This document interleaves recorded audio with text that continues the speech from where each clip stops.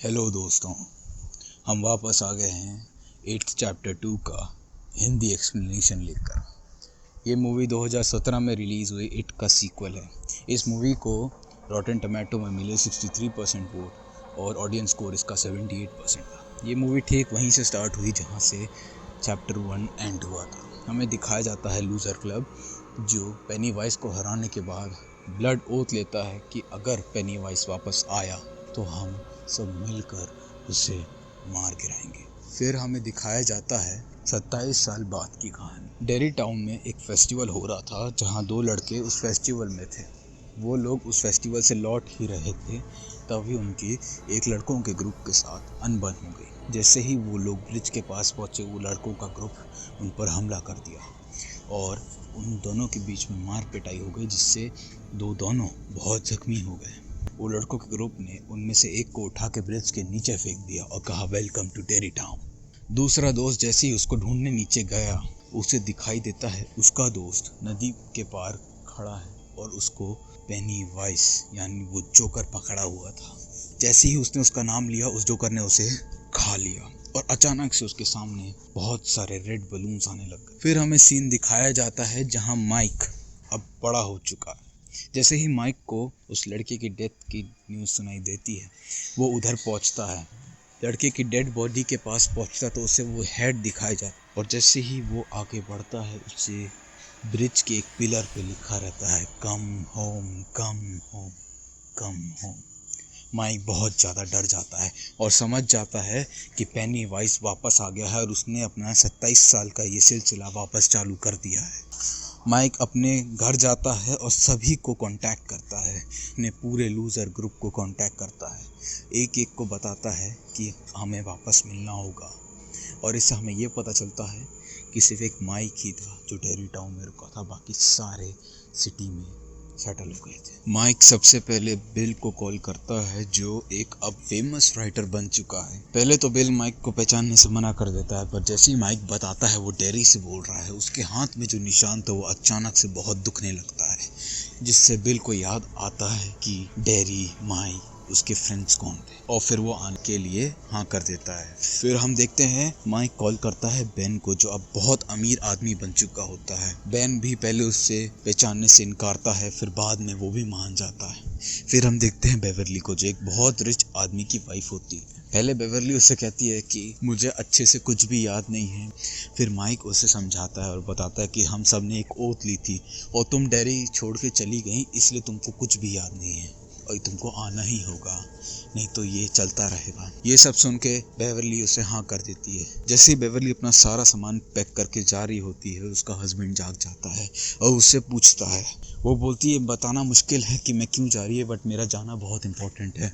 तो पहले तो वो कह देता है हाँ मैं समझता हूँ पर जैसे ही वो अपने बेडरूम के अंदर पहुँचती है वो उससे पूछता है कि तुमने झूठ बोला, तुमने मुझे नहीं बताया कि तुम माइक से बात कर रही थी। तो उसने कहा कि हाँ वो मेरा दोस्त है। तो उसको खींचकर बिस्तर की तरफ फेंक देता है। बोलता है तो जो तुम माइक के साथ करने वाली हो वो मुझे दिखाओ और फिर उन दोनों के बीच में लड़ाई होने लग जाती है। बेवरली कैसे तैसे उसे बचकर उसके घर से निकल जाती है। फिर माइक कॉल करता है रिची को जो अब एक फेमस कॉमेडियन बन चुका होता है। जैसे ही माइक बताता है कि वो डेरी से बात कर रहा है रिची को एकदम से अजीब सा लगने लग जाता है और वो बाहर आके उल्टी कर देता है और जैसे ही वो अंदर बढ़ता है और स्टेज पे आता है कुछ शब्द कहने के बाद वो अपना पूरा जोक और सब कुछ भूल जाता है। फिर माइक कॉल करता है एडी को। एडी कार चलाता रहता है, वो अपनी वाइफ से बात करता रहता है।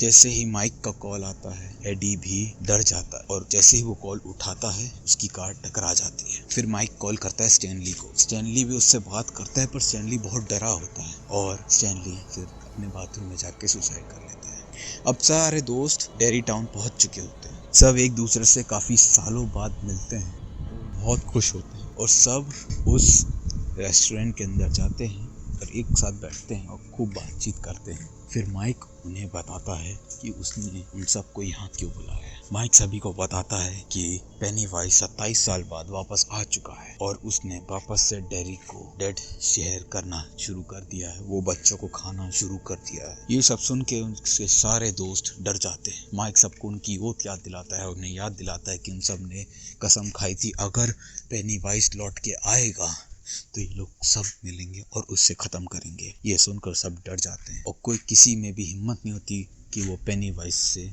लड़ सके। फिर सब अपनी फॉर्चून को की निकाल, उसमें से जो एक स्लिप निकलती है वो सब एक एक साथ रखते हैं। उसमें लिखा रहता है गेस्ट कुडंट कट इट। पहले तो वो काफ़ी बहस होती है उन सब के बीच में कि ये ऐसा होगा वो वैसा होगा। फिर बिल बेवरली को देखता है जो रोने लगती है। बिल बेवरली की आंखों में देखता है। बेवरली अपनी चिट देती है जिसमें लिखा रहता है स्टैनली, और बिल उसे जोड़ता है और वो बनता है guest Stanley couldn't cut it, जिसे सुनकर सब बहुत डर जाते हैं और अब्यूज़ करने लगते हैं कि स्टैनली नहीं मर सकता। अचानक से उनको कीज में से कुछ अनयूजुअल चीज़ें निकलने लगती है। एक आंख निकलती है, एक हाथ निकलता है, खूब सारे पैर निकलने लग जाते हैं, सब हमला करने लग जाते हैं। फिश टैंक के अंदर खोपड़ियाँ निकलने लगती हैं, सब एकदम डर जाते हैं। रिची जोर जोर से चेयर उठाकर टेबल के ऊपर मारने लग जाता है, बोलता है ये फेक है, ये रियल नहीं है, ये रियल नहीं है। वहाँ फिर वेट्रेस आ जाती है और पूछती है आप सब ठीक हैं? तो फिर वो सब उस रेस्टोरेंट से बाहर आ जाते हैं और बेवरली स्टैनली को कॉल करती है, जहां उन सबको पता चलता है कि स्टैनली ने सुसाइड कर लिया है, जिसे सुन के सब बहुत डर जाते हैं और एडी और रिची मना करके चले जाते हैं कि हम अपनी लाइफ रिस्क पे नहीं डाल सकते, कुछ लोग मरते हैं तो मरने दो, और बेवरली ही चले जाते हैं। फिर माइक कैसे तैसे बिल को कन्विंस करता है और वो उसे कुछ दिखाना चाहता है। माइक बिल को बताना चाहता है कि वो काफी साल डेरी टाउन और पेनीवाइज पे रिसर्च कर रहा था और उससे काफी कुछ चीजें भी मिली। फिर माइक बिल को एक एंशिएंट सिरेमिक दिखाता है और कहता है कि 14वीं सेंचुरी के लोगों ने इसमें कुछ मैजिक कर पेनीवाइज को कैद किया था और वो उनसे मिला भी था और उसने ये सिरेमिक चुरा लिया ताकि वो पेनीवाइज को रोक सके। जब माइक बिल को वो एंशिएंट सिरेमिक दिखाता है और वो पानी पिलाता है जो एक मैजिकल पानी रहता है, बिल को वो सब चीजें दिखती हैं जो माइक ने वहां जाके फील की थी और बिल फिर राजी हो जाता है। दूसरी तरफ बेन और बेवरली होटल में होते हैं, जहां बेवरली बेन को बताती है कि उसने ये सब सपने में देख चुका था कि सारे कैसे मरेंगे। उसे पहले से ही मालूम था स्टैनली की डेथ सुसाइड से ही होगी। ये सुनकर ये सब बहुत डर जाते हैं, बट उन्हें मालूम पड़ता है कि वो कैसे मरने वाले हैं, तो वो सोचते हैं कि वो पेनीवाइज को हरा सकते हैं और वो रेडी हो जाते हैं पेनीवाइज को मारने के लिए। तभी वहाँ बिल और माइक आ जाते हैं। माइक सबको बताता है कि उन सबको एक रिचुअल परफॉर्म करना पड़ेगा, सबको एक साथ मिलकर अपने पास से जुड़ी हुई चीज़ों को उस बॉक्स में डालना होगा ताकि वो जल जाए और वो सब पेनीवाइज को कैद कर सके। फिर सब अपने पास से जुड़ी हुई चीज़ों को ढूंढने निकल जाते हैं। सबसे पहले बेवरली अपने पुराने घर में जाती जहाँ वो अपने फादर के साथ रहती थी।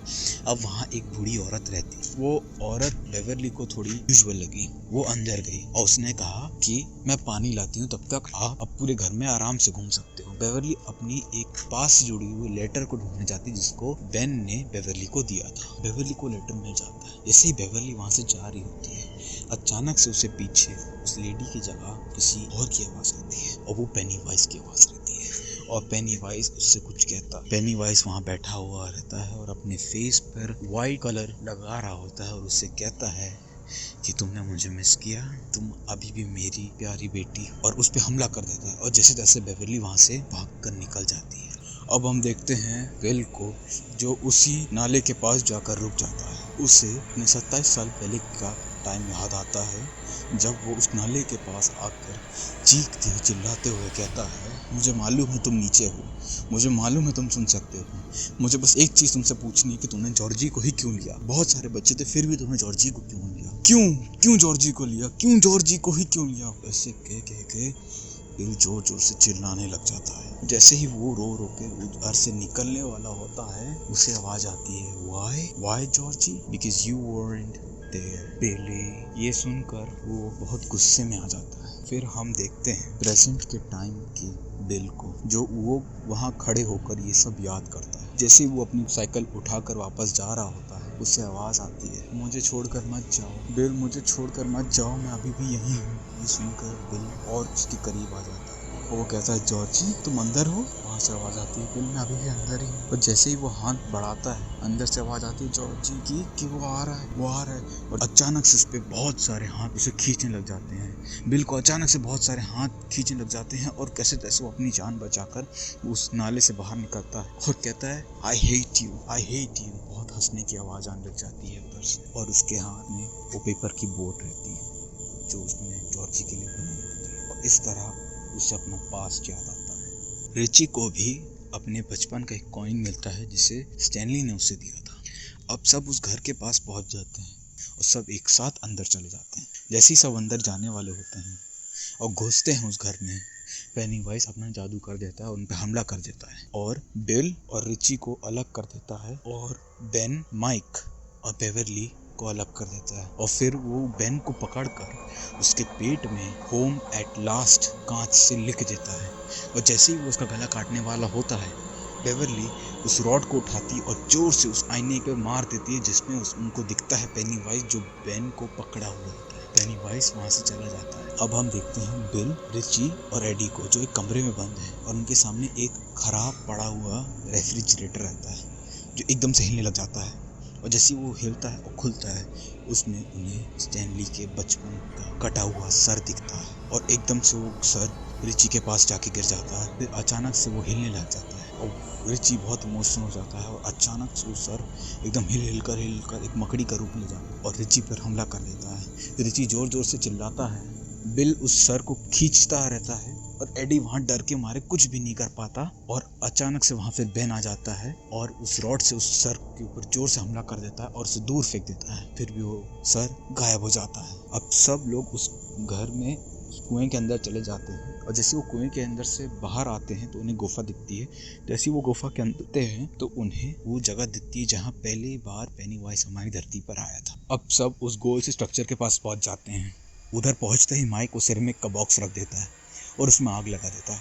फिर सबको कहता है कि उनसे पास से जुड़ी हुई हर एक वो चीज़ है उसको उस बॉक्स में डाल दो ताकि वो जल जाए। सब अपने पास से जुड़ी हुई चीज़ों को डाल देते हैं। जैसे सब हाथ पकड़ के वो सर्कल फॉर्म करते हैं, माइक उन्हें कहता है कि जोर जोर से जो मैं कह रहा हूँ वो कहो। और वो कहता है, रोशनी को मिटा दो, रोशनी को मिटा दो, रोशनी को मिटा दो। ऐसे कहते कहते खूब जोर से वो लोग चिल्लाने लगते हैं और ये प्रे करने लगते हैं। फिर अचानक से आसमान में 3 रोशनी के गोले आ जाते हैं और वो गोले गोल गोल गोल गोल घूम कर उस बॉक्स के अंदर आ जाते हैं। जैसे वो उस बॉक्स के अंदर आते हैं, माइक उसका ढक्कन बंद कर देता है और उन सबको लगता है कि उन्होंने पेनीवाइज को कैद कर लिया है।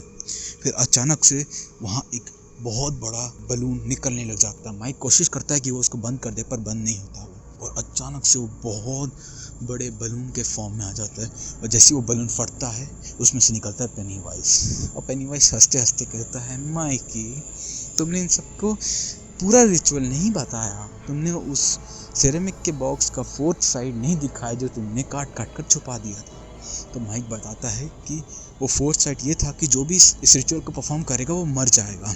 आस्ते आस्ते पेनीवाइज भी यही कहते हैं कि जो भी इस रिचुअल को परफॉर्म करेगा वो मर जाएगा। ये सुनकर वो सब बहुत गुस्से में आ जाते। फिर देखते ही देखते पेनीवाइज बहुत बड़े रूप में आ जाता है और उन सबको डराने लग जाता है। वो उन सबको पार्टीशन कर देता है। वो रिची और एडी को अलग कर देता है, बेन और बेवरली को अलग कर देता है और बिल को अलग कर देता है और उन सबको उनके फियर से डराने लगता है। पर कैसे तैसे वो सब अपने डर को काबू कर कर उसे हरा कर वहाँ से बच जाते हैं। फिर जैसे ही रिची उस पर हमला करने वाला होता है, वो उसे अपना मुंह खोल के वो 3 लाइट की बॉल दिखाने लग जाता है, जिससे रिची बेहोश हो जाता है। और वो जैसे उसे खाने वाला होता है, वहाँ एडी आ जाता है और वो रॉड उसके मुंह में फेंक देता है और पेनीवाइज घायल होकर पीछे गिर जाता है और रिची को वो बचा लेता है। फिर जैसे एडी को लगता है कि वो पेनीवाइज को हरा दिया है, पेनीवाइज अपने मकड़ी का डंक वाले हाथ को उसके पेट के आर पार कर देता है, जिससे एडी बहुत ज़्यादा घायल हो जाता है और उसे एक अलग कोने में फेंक देता है। सब उधर पहुंचते हैं और एडी को बोलते हैं कि तुम्हें कुछ नहीं हुआ, हम तुम्हें बचा लेंगे। तो एडी उन्हें कहता है कि तुम्हें सबको विश्वास करना होगा कि पेनीवाइज कमज़ोर है, तभी तुम्हारे अंदर का डर कम होगा और तभी तुम उसे हरा सकते हो। ये सुनकर सब बहुत जोश में आ जाते हैं और पेनीवाइज का सामना एक साथ करते हैं। पेनीवाइज उन पर हमला करने वाला होता है तो वो सब कहते हैं कि अब हमें तुमसे डर नहीं लगता, तुम एक छोटे से घटिया क्लाउन हो, एक छोटे घटिया क्लाउन हो। ऐसे कर करके सब चिल्लाने लग जाते हैं, जिससे पेनीवाइज खुद को बहुत कमज़ोर और छोटा महसूस करने लग जाता है और धीरे धीरे उनका साइज कम हो जाता है और फिर पेनीवाइज बहुत छोटा हो जाता है। जैसे ही पेनीवाइज बहुत छोटा होता है, माइक उसका दिल निकाल लेता है और अपने हाथ में रखता है, जो जोर जोर से धड़कने लगता है। फिर सभी अपना हाथ मिलाकर माइक के साथ उसके दिल को क्रश कर देते हैं, जिससे पेनीवाइज खत्म हो जाता है। और सब जब एडी के पास पहुंचते हैं तब तक एडी भी मर चुका होता है। तो रिची बहुत रोता है कि नहीं हम उसे बचा सकते हैं, बट सब उसे समझाते कि हमें वहाँ से निकलना होगा, नहीं तो ये जगह तबाह हो जाएगी। फिर सब बाहर निकलते हैं। मूवी के एंड में माइक बिल को कॉल करता है और कहता है तुम्हें एक लेटर मिला है और उसे पढ़ो। फिर बिल उस लेटर को खोलता है और उसे पढ़ता है, जो स्टैनली ने उन सब को भेजा था। स्टैनली उसमें लिखता है कि जैसे ही माइक का कॉल आता है स्टैनली को, स्टैनली बहुत ज़्यादा डर जाता है और वो सोचता है कि अगर वो वहाँ आता तो वो उनके लिए मुसीबत बनता और उन सबको वीक कर देता। तो इसलिए उसने सुसाइड करना बेहतर समझा, इसीलिए वो वहाँ नहीं आया और यही मूवी एंड होती है। सब खुशी खुशी अपनी अपनी जगह पहुँच जाते।